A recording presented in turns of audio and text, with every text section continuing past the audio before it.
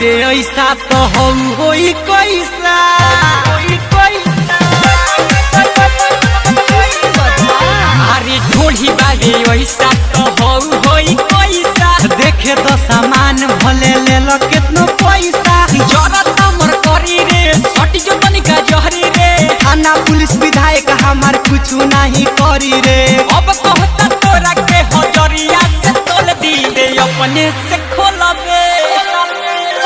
ते अपने से खोलबे कि हम धक्के खोल ते अपने से खोलबे कि हम धक्के खोल दी ते अपने से खोलबे कि हम धक्के खोल दी करे ललचा रिकॉर्डिंग स्टूडियो गोपालगंज। ते अपने से खोलबे ते अपने से खोलबे कि हम धक्के खोल आधा तो पाइल तोहर आधा उघारे बा चोली के चीज देखी लोगवा बेमार बा आए हाय आधा तो पाइल तोरा आधा उघारे बा चोली के चीज देखी लोगवा बेमार बा मुसबा के जैसे जवानी तोहर ओल दीते अपने से खोलबे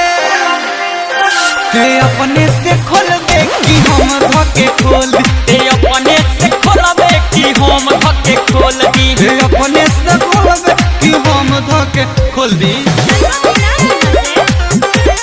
ललचा रिकॉर्डिंग स्टूडियो गोपालगंज। कि हम धक्के खोल दी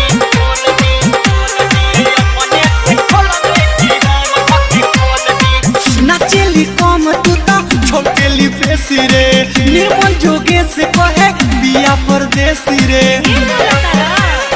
आहिर दादा नाचली कम तू तो छोटेली बेसी रे कहेले बुलेट राजा बिया परदेसी विकास बीबे के कहेले कि हाथ से टटोल दीते अपने से खोलबे ते अपने से खोल